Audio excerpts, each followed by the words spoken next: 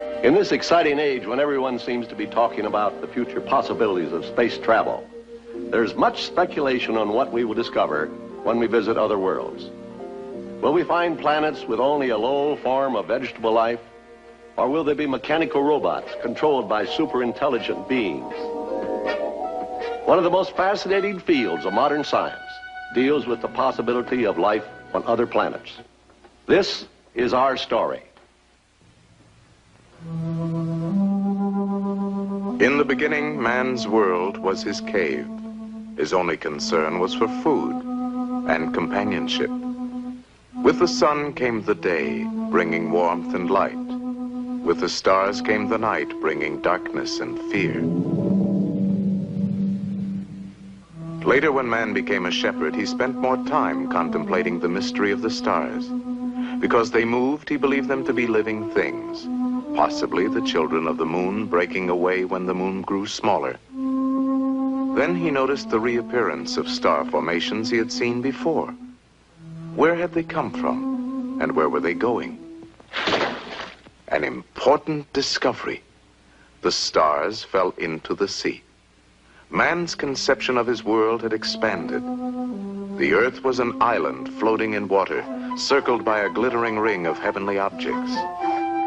As man learned to till the soil, he associated the stars with events of good and evil. When the bull was in the heavens, he planted his crops. This was good. Aquarius, the water carrier, brought the rains. This was also good. With the Virgin of the harvest, the crops were gathered.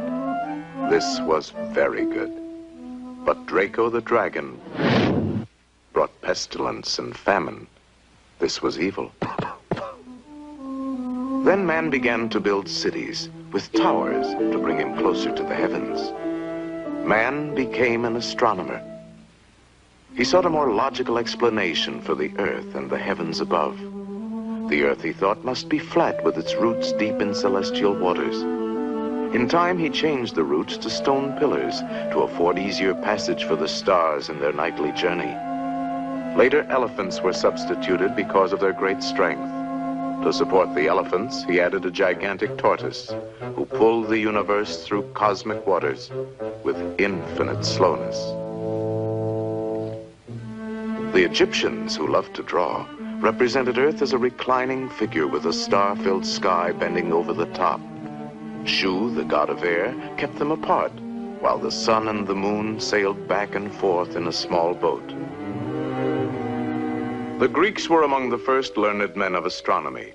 These great philosophers gave the world many profound conceptions of Earth and space.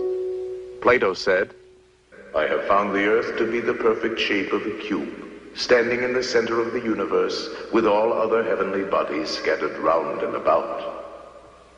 Anaxagoras had this to say, "Being in the center of the universe, the Earth is assailed by the rotating ether, which tears away bits of Earth, flinging them outward, setting them afire, creating stars and planets." Then there was Aristarchus. Gentlemen, I disagree. The sun is obviously in the center, with the Earth and other planets traveling in circular paths. And thus the sun... Finally, there was Ptolemy. "Learned men of science, I have listened to all your arguments. I now decree that our great Earth stands immovable as the hub of the universe, the supreme center of intelligent thinking." Thus, Ptolemy's decree was blindly accepted as the law of science for over 1,000 years. Free and logical thought was stifled by a black period of stupidity, superstition, and sorcery.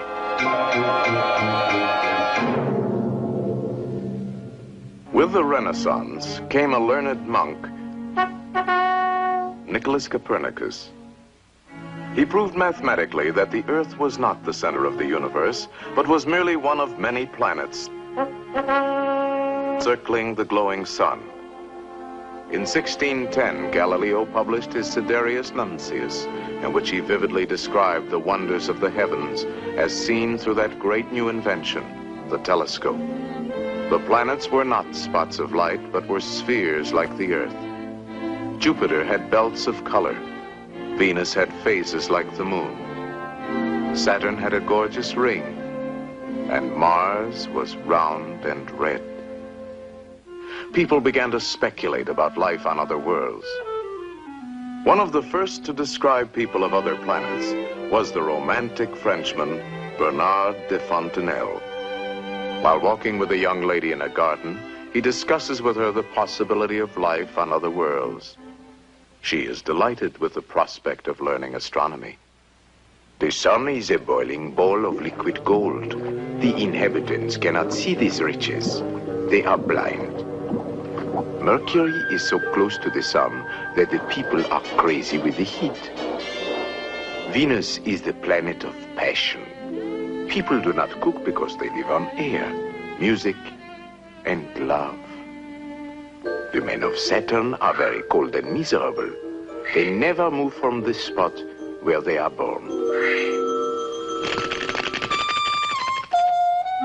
Jupiter is so big that people never see or meet other people. Mars is very populated with luminous birds who do not fly.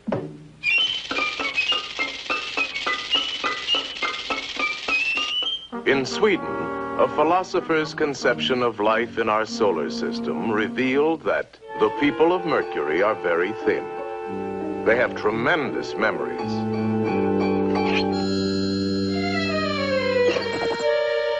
Their cattle are extremely small.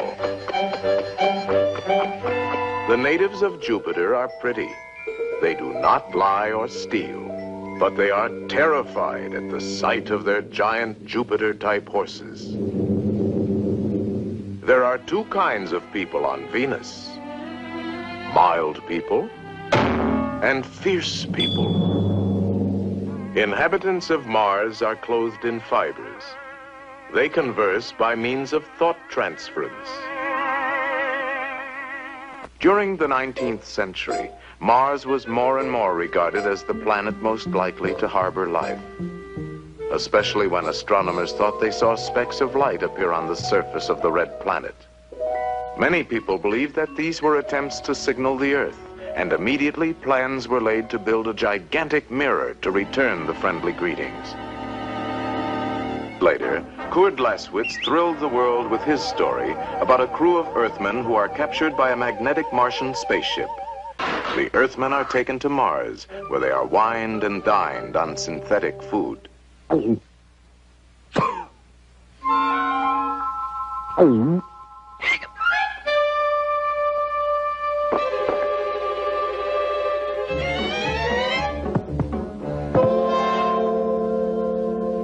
In a story by Robert Brain called Messages from Mars, a sailor is marooned on a lonely island off Madagascar. He discovers a rare and powerful telescope planet, which he immediately focuses on Mars. The Martians he sees are exactly 10 feet tall. Their favorite culture is music, which they inhale in great quantities through their noses.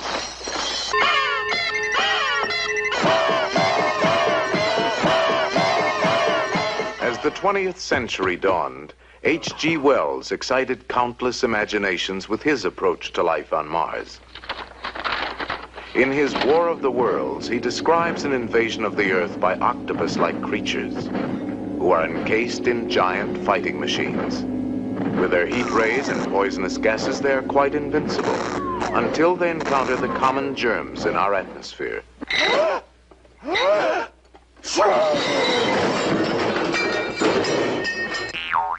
Wells followed his science fiction story with a more serious discussion.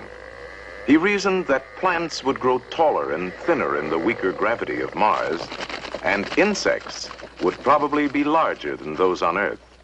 The Martian animals, covered with fur or feathers during winter, would lose their covering with the coming of summer. The people of Mars would probably walk on their hind legs, their barrel-chested bodies covered with a coating of down. Their ample skulls would be crammed with intelligence, and their trunk-like noses indispensable for feats of engineering. Edgar Rice Burroughs supplied his readers with a complete Martian dictionary. Barsoomian, warlike people of Mars. Human bipeds with variegated color characteristics. Banth, Martian lion, dwells in Dead Sea areas, is carnivorous, has 10 legs.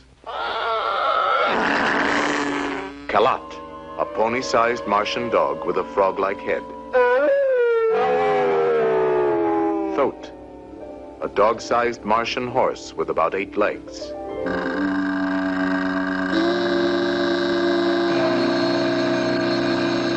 Martian plant man, half human, half plant, 10 feet tall, has one white ringed protruding eye.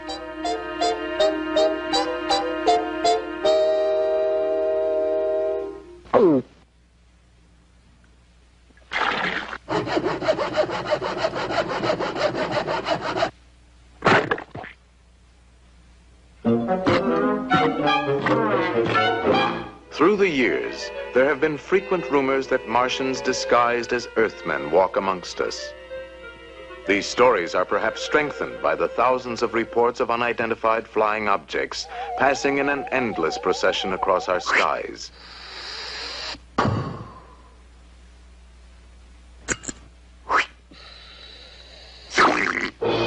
Today, a space-conscious public avidly consumes tons of story material about life on other planets. A typical cosmic soap opera usually begins at a very ultra-secret government space project. The hero is a young electronics genius who is always busy formulating new laws of thermodynamics and astrophysics. The heroine is his secretary, efficient, hardworking, and rather attractive. Of course, the villain is a mechanical robot from Mars. He is usually controlled by a Martian mastermind whose appearance is too horrible to reveal at this time. The escape device is a late-model electrophlegmatic flying saucer. The story plot usually concerns the lack of some precious element on Mars, such as water, or uranium, or women.